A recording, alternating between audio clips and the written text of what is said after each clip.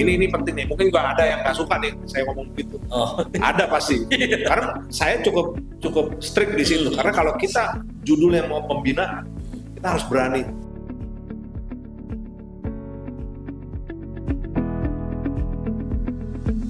Assalamualaikum warahmatullahi wabarakatuh. Berjumpa kembali dengan saya Khalid Mawardi, hostnya dari podcast Apla 3 Sekawan. Dan kebetulan pada hari ini kita datang bertamu ya. Kita bertamu ke kantornya KONI Tangerang Selatan, dan di hadapan kita sekarang sudah ada Bang Hamka Andaru. Kebetulan beliau adalah Letnan Kolonel Purnawirawan. Betul ya Pak? Ya. Nah, mungkin kita profiling dulu ya Bang. Dari angkatannya, dari Letkol Purnawirawan tadi kok bisa ke KONI itu gimana Bang? Seperti apa? Ya sebenarnya semuanya mengalir aja ya. Mengalir aja. Okay. Artinya ngalir tuh nggak ada hubungannya Letkol sama olahraga sebenarnya. Cuma memang dari kecil kebetulan lahir di Tangsel ya. Okay. Ciputat. Lahir di Ciputat. Ciputat tuh kan dekat pasar Ciputat itu ada lapangan bola tuh.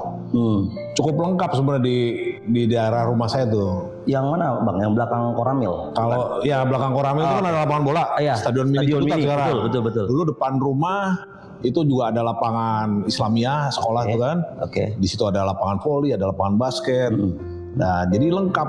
Kita alhamdulillah karena supporting lokasi banyak sarana olahraga. Jadi dari kecil emang ke maintain-nya olahraga. Iya. Jadi olahraga sehingga ini membuat sampai gede terbiasa dengan kegiatan olahraga. Okay. Ya kenapa nyasarnya ke KONI gitu ya? Iya. Ya kebetulan di Tangsel dulu belum ada yang memegang salah satu cabang olahraga yang kedirgantaraan, yaitu aerosport. Nah itu mulai ikut bertanggung jawab lah karena matraknya Angkatan Udara gitu kan. Belum ada, ya udah ada beberapa atlet yang kita bina dan alhamdulillah menyumbangkan juga emas dan perak buat Tangsel di Porprov. Itu udah salah satu start masuk ada di KONI. Iya. Jadi ketua cabur, kemudian zaman Bu Rita saya jadi pengurus, jadi kabid. Dan masuk di struktur.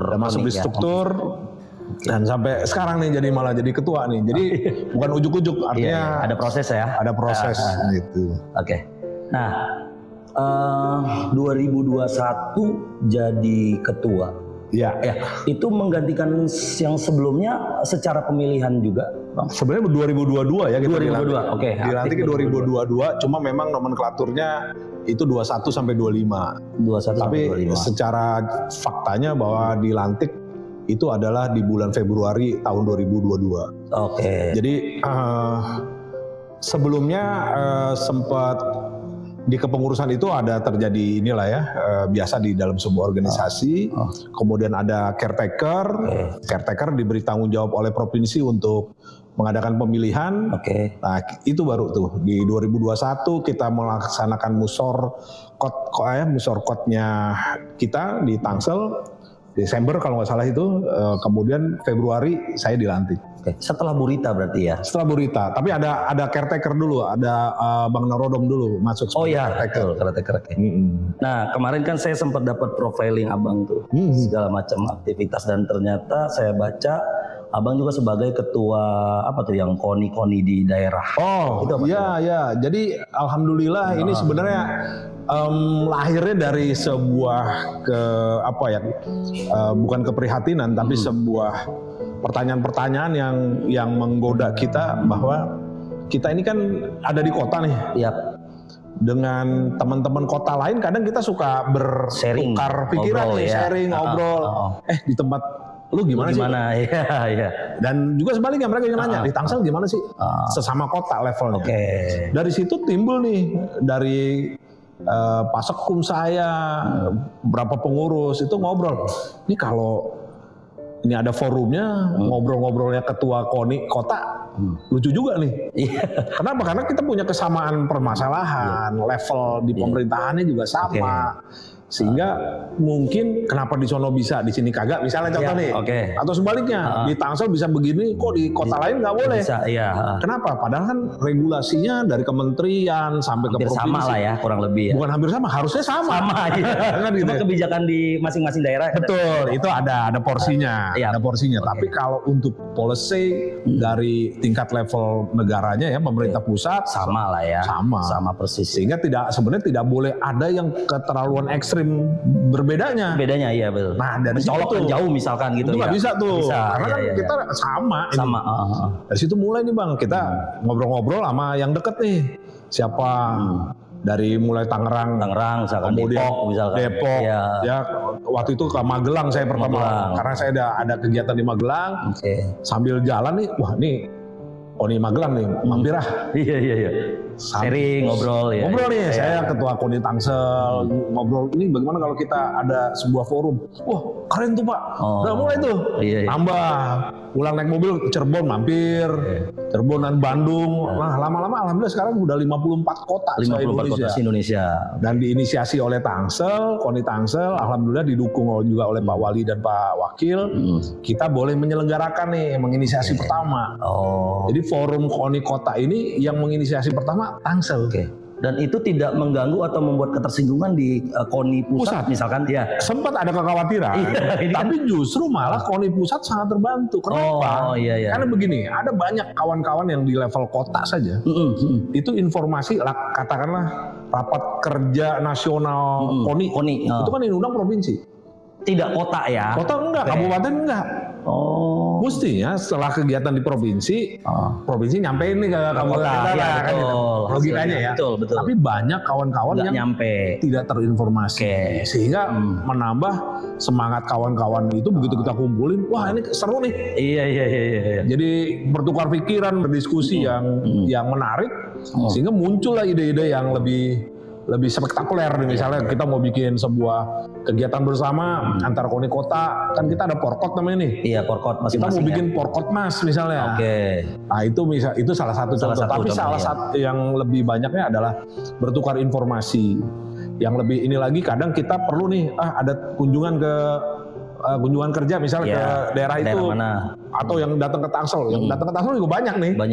Kota kabupaten se-Indonesia kawan-kawan yang belajar di sini. Tapi juga sebaliknya kita kayaknya ada yang bagus nih di ini, kita yang ke sana. Banding gitu ya mungkin. Studi banding. Iya. Kemudian ya saling bertukar pikiran lah. Tukar informasi dan ada kalau di kita aturannya kayak gini. Wah kita belum punya nih, minta dong. Nah itu kayak gitu. Karena kadang ada aturan nih di Tangsel misalnya katakan nggak boleh. Kadang inspektorat minta tuh, tolong dah Pak, contohnya di beberapa kota dengan regulasinya gimana. Nah, itu bisa jadi sandaran sehingga inspektorat pun dengan oke nih boleh. Karena udah ada beberapa kota yang bisa, misalnya kayak gitu. Itu contoh yang positif lah. Ya di samping kalau kita kemana-mana sekarang teman-teman yang mau try out atau mau try in. Alhamdulillah sekarang nggak kesusah udah. Nggak rumit ya. Tuanya kenal. Teman-teman semua.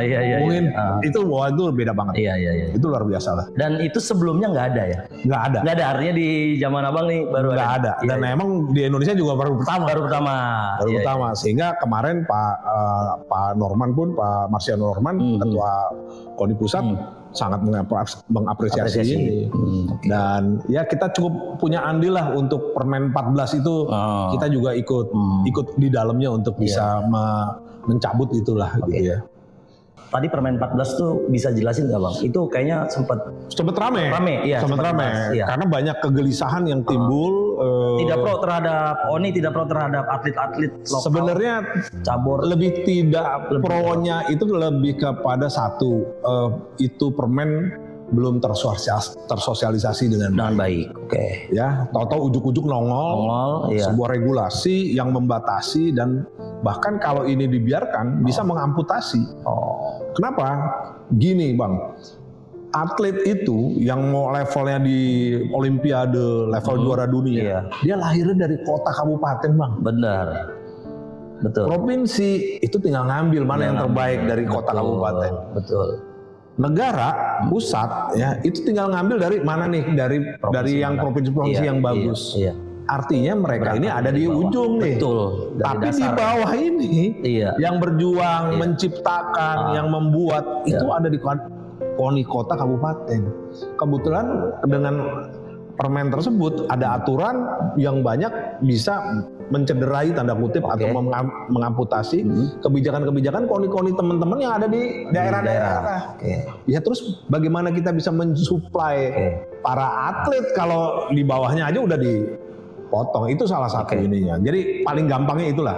Tahun berapa itu permen itu dan akhirnya sekarang dibatalkan? 2024 dicabut sekarang. Dicabut. Dengan permen nomor 7 Kemenpora juga itu dicabut yang nomor 14. Yang kita perjuangkan untuk dicabut karena jangan sampai nanti kita tidak bisa lagi memproduk atau mensuplai atau menciptakan atlet-atlet karena kebijakan yang kurang pas di level KONI kabupaten dan kota. Nah, sepanjang Abang ya katakanlah Abang 2021-2022 ya jadi ketua gitu. Terus Abang juga kan punya kacamata sendiri. 21-25. 2022 dilantik. Ya. 2021 musyawarah kotanya. Sampai 2025 habis. Ya. Nah, sepanjang Abang menjabat jadi ketua, kalau kita breakdown ke belakang nih, ini kan Tangsel sudah 17 tahun ya. Ya, artinya Abang melihat dong kondisi KONI dari, bukan membandingkan ya ini, artinya kondisi KONI dari awal Tangsel ada perkembangannya itu seperti apa sih Bang? Yang sampai jelas, sekarang yang jelas dari kacamata Abang aja. Yang jelas saya melihatnya dari sisi prestasi. Nah itu. Ya, yang terukur, salah satunya yang bisa kita itu adalah fakta yang bicara.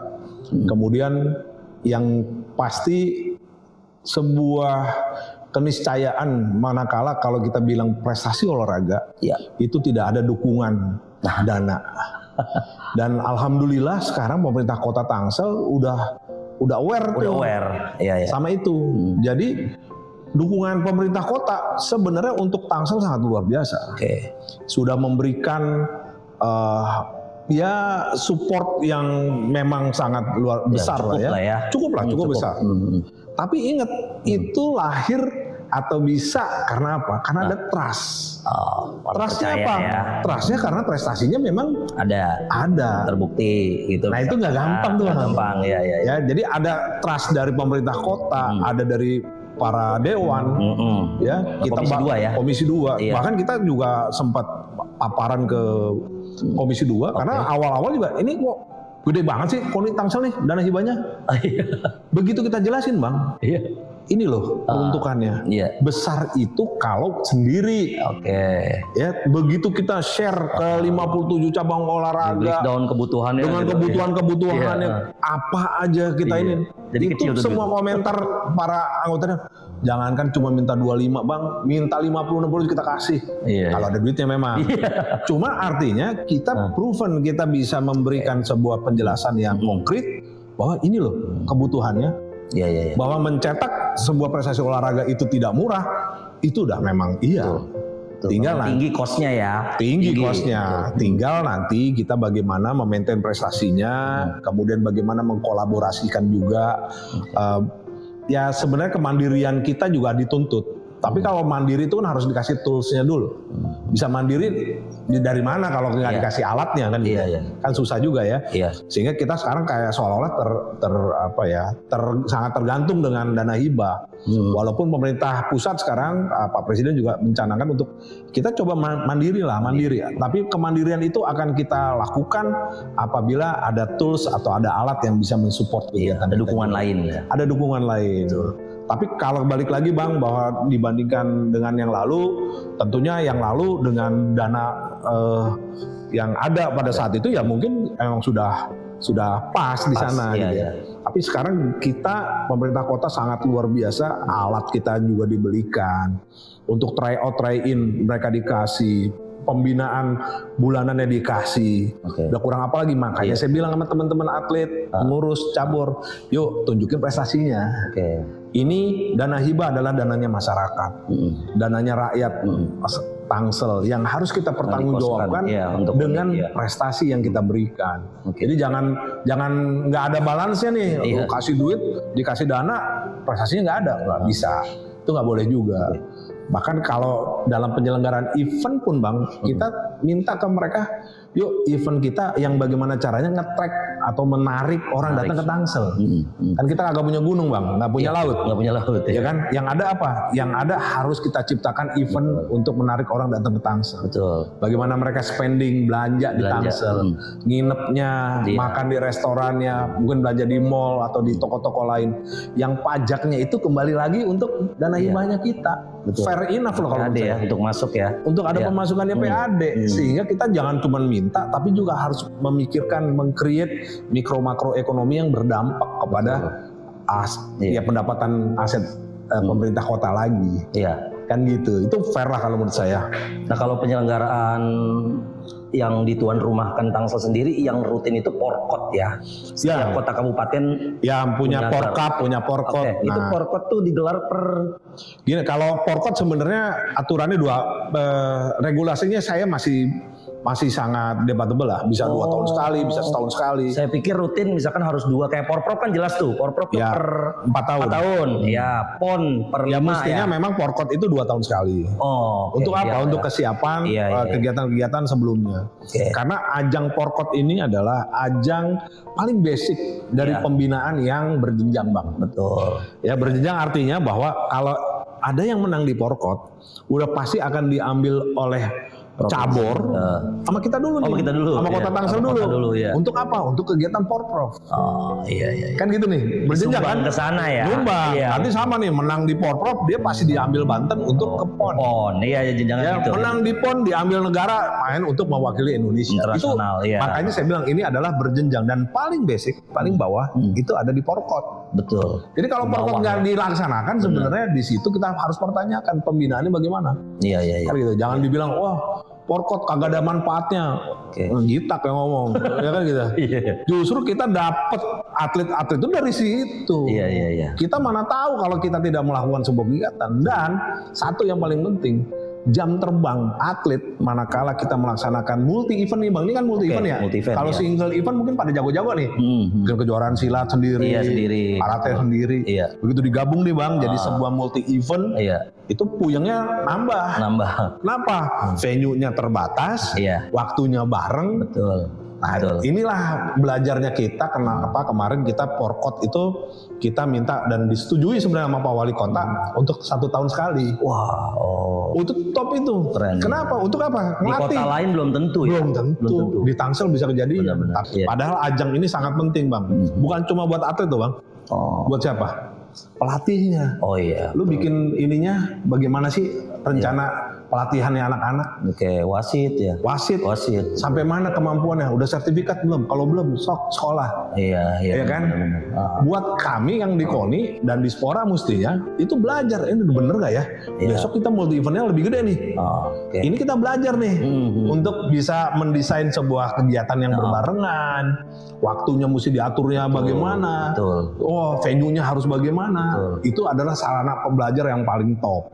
Semakin sering maka akan semakin berpengalaman kan gitu kira-kira. Dan jam terbang anak-anak naik. Jadi bukan jam terbang hanya atlet, tapi juga jam terbang para pembina, pengurus juga bertambah. Nah ada beberapa lagi nih Bang. Salah satunya ini. Di olahraga itu di setiap kota mungkin ada yang cabornya terdaftar 50, 40, 57. Nah ini screeningnya gimana Bang? Mungkin ada orang yang nggak tahu ini di Tangsel ini ada cabur ini nggak sih misalkan? Kalau kita sebenarnya ngikutin yang masuk ke KONI Tangsel katakan itu adalah cabang-cabang olahraga yang sudah terregistrasi di provinsi dan tentunya di pusat. Di pusat. Itu dulu standar ya. Kalau di pusatnya dia nggak terdaftar nggak bisa kita bisa. Yang penting di pusat dulu nih. Yang paling penting adalah di kota atau kabupaten tersebut atau di wilayah itu ada pengurusnya. Bisa aja di provinsinya ada. Di provinsinya ada, di kabupaten kota bisa nggak ada. Karena nggak ada pengurusnya. Di pusat ada, di provinsi nggak ada, bisa. Tapi itu mungkin sangat jarang. Lebih sering yang di kotanya yang kosong. Di provinsinya sih karena syaratnya mereka masuk ke KONI misalnya ya, itu kan harus ada beberapa provinsi yang udah terdaftar. Sama nih kita nih yang di provinsi harus ada beberapa kabupaten kota yang udah ada kepengurusannya. Iya. Kita juga sama. Ada yang mau masuk ke KONI Tangsel, kita lihat dulu, lu udah kedaftar belum di provinsi? Secara administratif ya gitu-gitu ya. Jadi kalau kebentuk organisasi olahraga baru atau pengcap atau cabur harus sudah masuk semua. Ini juga nggak kalah penting dari bagian dari olahraganya karena soal infrastruktur olahraga kita. Itu gimana Bang? Menurut Abang dari sekian tahun Tangsel ada ini, infrastruktur olahraga kita tuh sudah cukup belum? Katakanlah untuk mewakili cabur-cabur yang ada. Kalau untuk cabur semua ya, kita 57 cabur. Kita tuh sebenarnya yang penting, yang perlu adalah memang untuk sebuah prestasi itu support yang nggak kalah vital itu ya di venue, di infrastruktur tadi ya. Tangsel memang keterbatasannya ada di sana. Walaupun kita punya sekolah-sekolah swasta bahkan internasional kelasnya. Kita punya kampus yang juga memiliki sarana yang cukup bagus. Kemudian yang dimiliki swasta misalnya perorangan atau swasta itu juga cukup banyak. Tapi itu kan belum on behalf sebuah ownership-nya bukan dari pemerintah kota. Bukan pemerintah kota, betul. Ya kita menyadari bahwa keterbatasan banyak lah ya, mungkin lahan di Tangsel itu mahal ya. Lumayan mahal. Jadi butuh nuturin pasos dulu gitu kan. Itu. Nah, di Tangsel ini sebenarnya kalau kita bilang sarana olahraganya ada. Iya. Tapi kalau kita bicara standar standarisasi kita masih belum.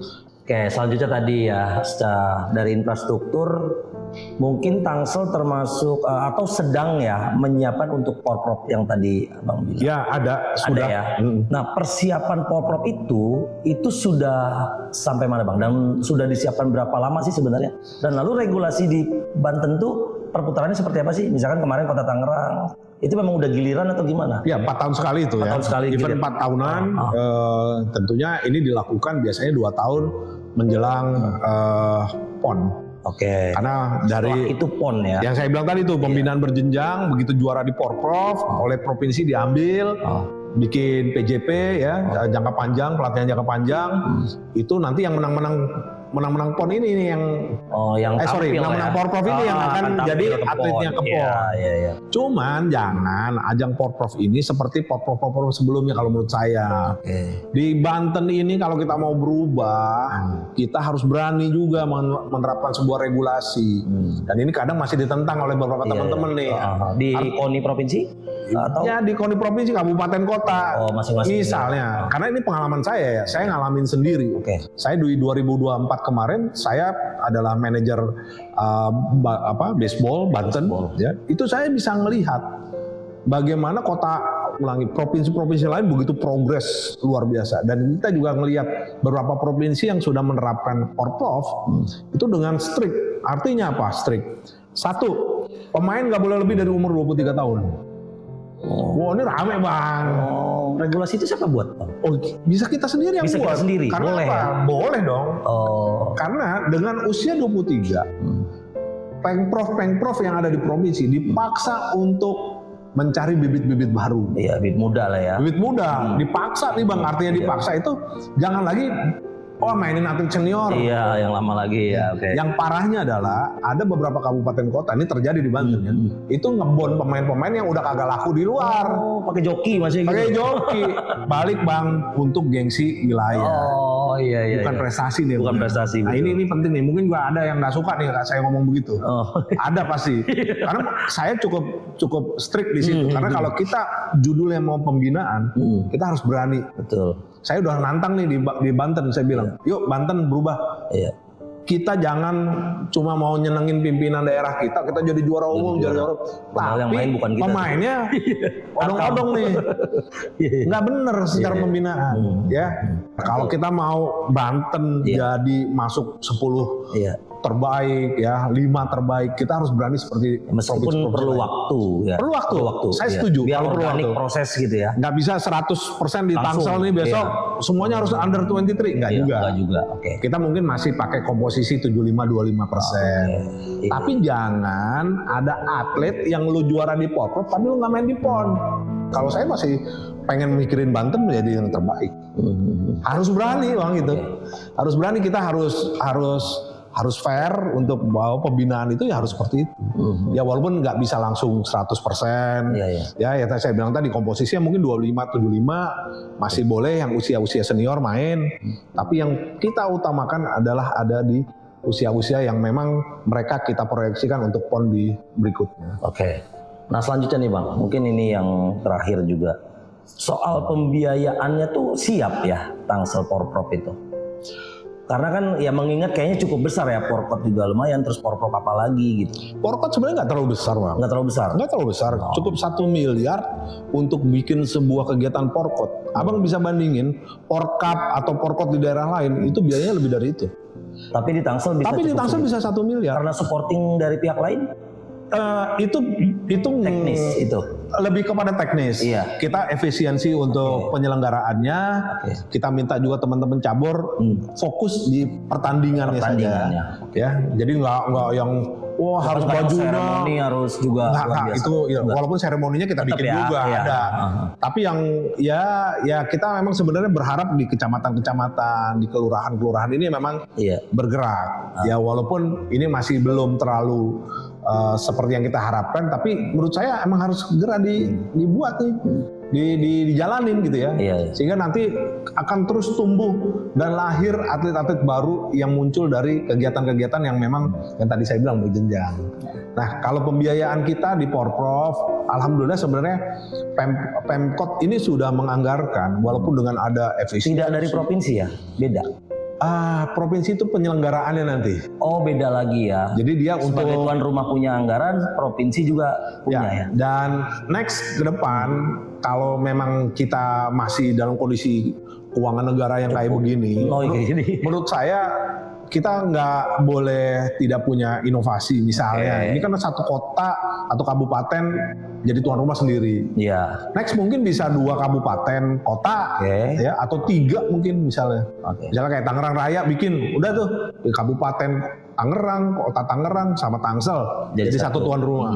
Menurut saya itu akan lebih mudah dan ringan. Lebih ringan. Misalnya Lebak dengan Pandeglang jadi satu. Tapi kalau besok nggak ya, Bang? Masih belum. Masih besok kota? Belum. Nah, persoalan tadi infrastruktur gedungnya yang belum memadai untuk Porprov gimana tuh?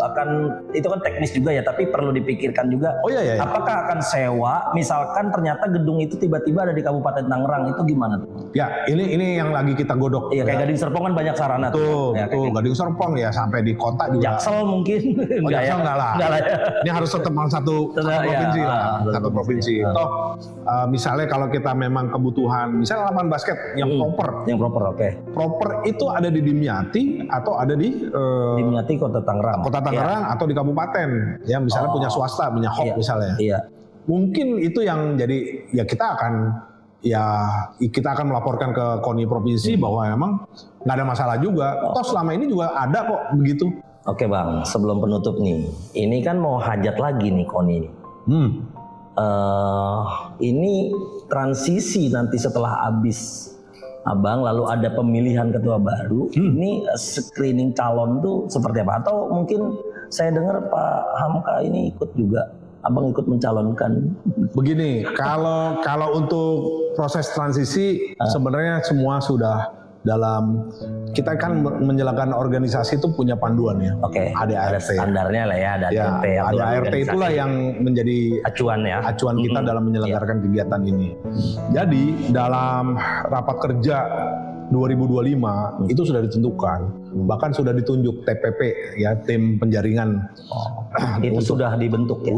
Udah ada 5 orang ya yang di pengurus itu ya. Pengurus 3, kemudian dari cabur 2, dan mereka sekarang sebenarnya kalau bola itu ada di teman-teman TPP sekarang. Jadi bagaimana nanti persyaratan segala macam mereka yang menentukan. Tinggal kita yang mungkin ada, kan ini kan hak demokrasi ya. Bebas siapa aja boleh jadi ketua KONI. Ada juga yang bilang bahwa ini isunya nih, wah Pak Ketua kan janjinya cuma sekali katanya. Kenapa sekarang naik lagi katanya gitu. Karena langsung Abang udah bilang mau nyalon nih. Saya lebih kepada gini. Gimana Bang? Lebih kepada sebuah bahwa cabur-cabur ini kan berhak memilih siapapun. Ya, itu hak mereka ya. Hak mereka. Ya, Dan mereka mungkin 5 tahun ya kurang inilah. Mereka sudah melihat.